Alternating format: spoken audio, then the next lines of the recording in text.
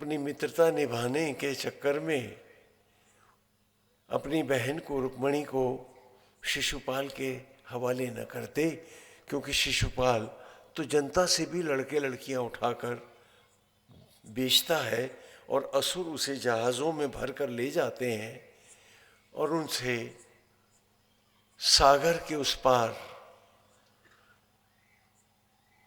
उन्हें गुलाम बनाकर बेचते हैं, उनके साथ दुराचार करते हैं और इन्हीं बेचारों से वो बड़ी बड़ी बिल्डिंगें और पिरामिड भी बनवाते हैं।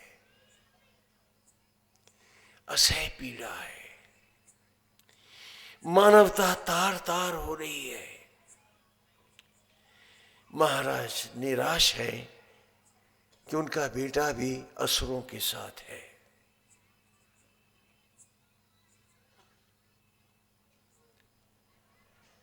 इसलिए उन्होंने वहां रखा हुआ है। इसी काल में श्री कृष्ण मथुरा का परित्याग करके और द्वारिकाओं में उन्होंने अपना साम्राज्य बसाया है, क्योंकि उनको लगा कि मथुरा में बैठकर वो इस देश की बहन बेटियों की और बच्चों की रक्षा नहीं कर सकते। उन्हें सागर के तट पर होना चाहिए। इसलिए उन्होंने 100 द्वारिकाएं बनाई हैं, उनके जहाजी बेड़े बनाए हैं। कृष्ण पहले भारतीय हैं जिन्होंने समुद्री सेना, नेवल फोर्स बनाई है। राम के काल में पुल बनाना पड़ा क्योंकि हमारे पास समुद्री सेना नहीं थी, ये सर्वविदित है। और उन्होंने जहाज़ों से भर करके जब वो गुलामों को ले जाते हैं तो पूरी परिक्रमा करके जब वेरावल और गुजरात के तटों पर से उनके जहाज़ी बेड़े गुजरते हैं तो कृष्ण उनमें उनको रोकता है, उनसे सर्च करता है, उसकी खोज करता है कि कोई गुलाम भारत का बेटा बेटी तो नहीं बना के ले जाया जा रहा। यदि ऐसा होता है तो वो जहाजी बेड़ा जब्त हो जाता है और वे सारे असुर मार दिए जाते हैं और कृष्ण उनको बसाते हैं। इसीलिए आज भी उस प्रदेश का नाम 100 राष्ट्र है, क्योंकि 100 ही राष्ट्र बनाए गए थे, 100 राज्य बनाए गए थे, तो इसीलिए उसका नाम आज भी सौराष्ट्र है। वासुदेव, श्री कृष्ण स्वयं और बलराम जी जागरूक होकर के चारों तरफ 100 द्वारिकाएं अर्थात 100 नाके बनाए थे कि जिससे असुर भारत की लड़कियों को गुलाम बनाकर न ले जाए। तो असुरों की नजर में द्वारिका गड़ रही थी और जो लोग यहां पर भी ये धंधा उनके साथ मिलके कर रहे थे, श्री कृष्ण को वो भी शत्रु मानते थे, रुक्मी भी मानते थे, क्योंकि उनके व्यवसाय में कृष्ण बाधा बन गया था। और कृष्ण का कहना था कि भारत की बेटियों को वो गुलाम नहीं बनने देगा। ये सबसे बड़ा झगड़ा था।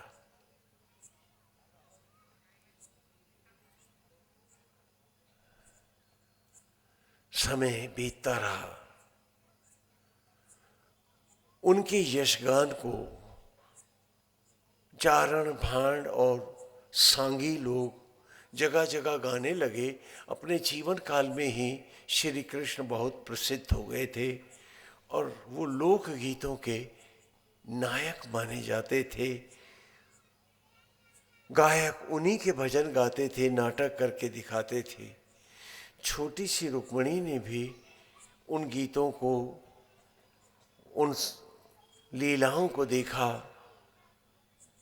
तो अनजाने ही वो कृष्ण पर मोहित हो गई और मन ही मन वो कृष्ण को पाने की कल्पना ले बैठे। विदर्भ राज की बेटी राजकुमारी रुक्मिणी।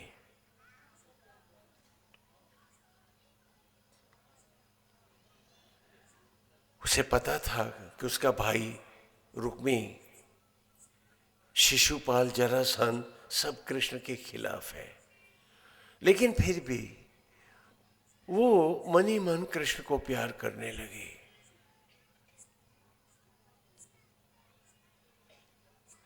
और एक दिन उसने अपनी गुरु बहनों को बताया, महाराज मुद्गल की पुत्रियों से, कि वो अपने स्वयंवर में केवल कृष्ण का ही वरण करेगी और किसी का नहीं।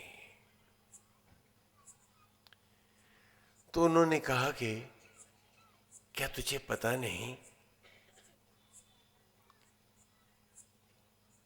कि वो तो किसी स्वयंवर में नहीं जाते, उन्होंने कोई घर नहीं बसाया है। हाँ, जिनको आप सैकड़ों रानियां देते हैं, मैं उन्हीं की कथा सुना रहा हूं। इतिहास से भोजपत्रों को इकट्ठा करके आपके सामने उस युग का सत्य ला रहा हूं कि उन्होंने कहा कि वो घर नहीं बसाएंगे।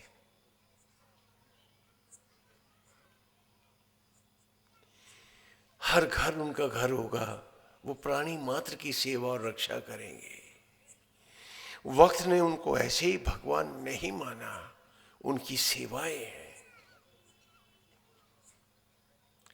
चमत्कारों से कोई भगवान नहीं बनता, जो सबकी पीड़ा हरे वही ईश्वर कहलाता है। और कृष्ण अपने जीवन काल में ही परमेश्वर के रूप में पूजे जाने लगे थे। हमने कल आपको उद्धव की कथा में भी वो प्रसंग दिखाए थे, लेकिन आज आगे बढ़ गई है कथा हमारी। मथुरा से द्वारिकाधीश हुए हैं वो। तो उन्होंने कहा कि वो सबकी रक्षा करेंगे, और यही सुर और असुर राजाओं के संग्राम होते थे, भीषण नरसंहार भी होते थे।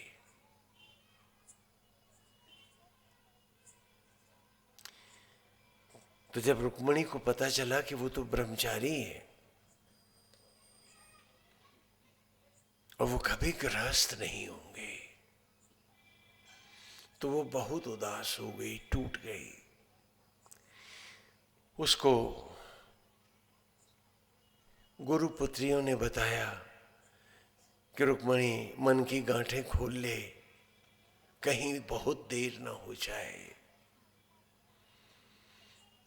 कृष्ण को पाना किसी के लिए संभव नहीं है। बहुत बहुत टूट गई रुक्मिणी, खामोशी से कोने में बैठी तड़पती रहती। और फिर उसने एक गंभीर निर्णय लिया। छोटी सी बच्ची ने, उसने अपने पिता महाराज भीष्मक को सूचना भेजी। वो मिलने आए थे गुरुकुल में। तो कहा, मैं आपसे एक वचन चाहती हूं। कहा, बेटी क्या चाहिए बताओ। कहा, मैं कभी विवाह नहीं करूंगी,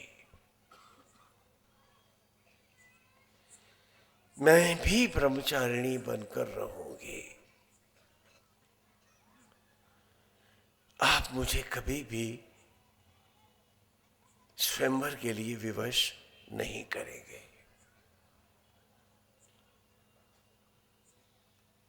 महाराज ने कहा, बेटी तू कन्या है, पूजा की थाली है,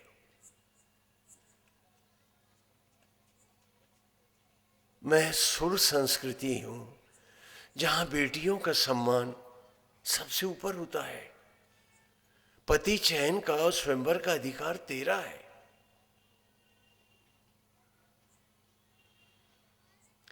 असुर जब जहां चाहते थे ब्याह देते थे, जैसे भेड़ बकरियां हैं, कन्याएं थोड़े ना है।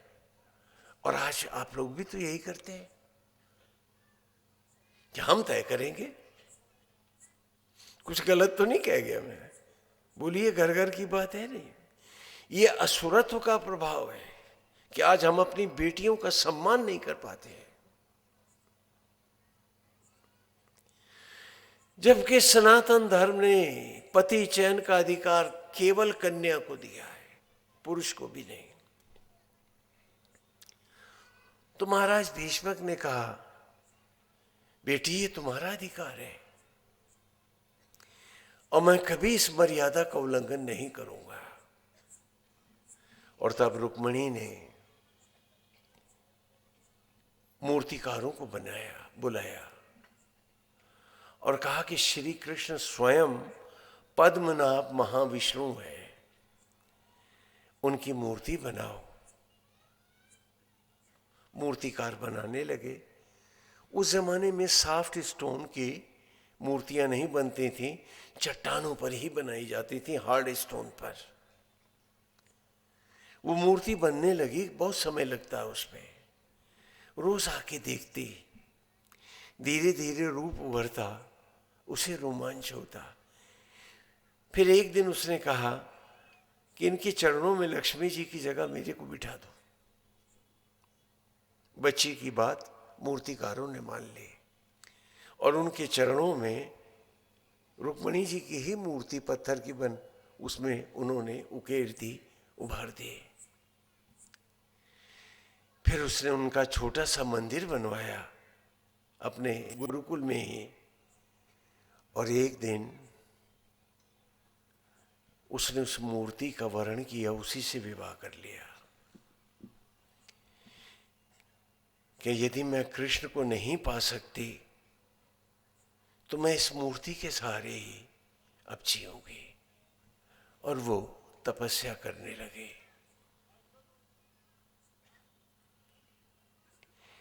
इस बीच में सारे सुर राजाओं ने, जो तटस्थ थे, किसी युद्ध में नहीं थे, उन्होंने महाराज भीष्मक से सब राजाओं ने कहा कि सुर और असुर राजाओं में समझौता कराया जाए, क्योंकि भीषण नरसंहार हो रहा है और मासूम लोग मारे जा रहे हैं इनके झगड़ों में। तो इनमें कहीं कोई संधि समझौता करा दिया जाए जिससे मानवता का ह्रास ना हो। महाराज भीष्मक ने सभी सुर और असुर राजाओं के पास संदेश भेजा। कई राजे और भी राजा आसपास के सब इकट्ठे हुए और राजा कोई बहुत बड़े ऐश्वर्यशाली नहीं हुआ करते थे, क्योंकि जनता से का वो खून चूसते नहीं थे, टैक्स नहीं लेते थे।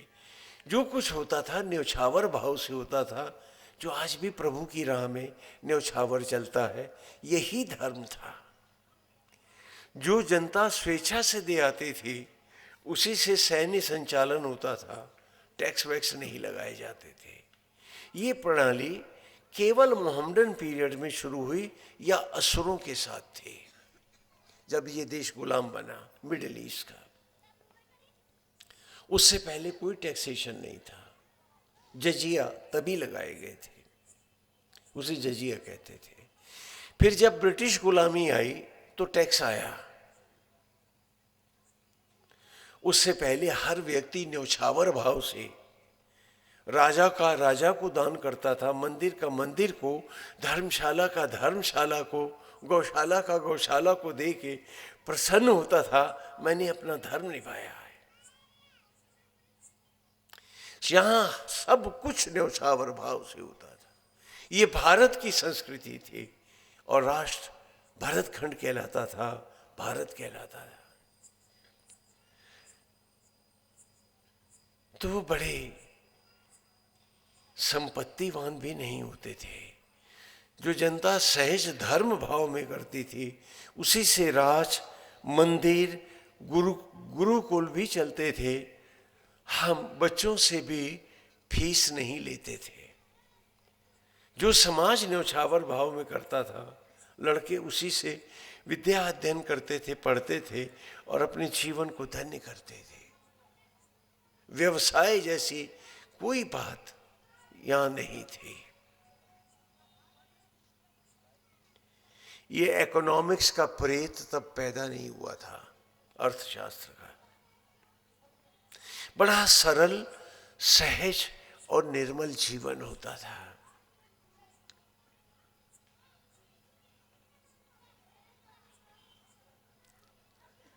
लेकिन असुरों के पास बहुत ऐश्वर्य था, क्योंकि वो अपनी प्रजा के लोगों को, बच्चों को, बच्चियों को शिपमेंट करते थे, असुरों के हाथ बेचते थे। वो जहाजी बेड़ों में भर के ले जाते थे। और उस युग में इतने बड़े जहाज नहीं होते थे कि जो बीच सागर में जा सके, तो वो किनारे किनारे ही चलते थे। परिक्रमा करके जब द्वारिकाओं के पास आते थे तो वहाँ कृष्ण उनको रुकवा करके सब एक एक जहाज को खोजता था कि कहीं गुलाम लड़के और लड़कियां तो नहीं खरीद के ले जा रहे हैं। अगर ऐसा है तो सारे असुरों का वध कर दिया जाता था और जहाजी बेड़े को कृष्ण जब्त कर लेते थे।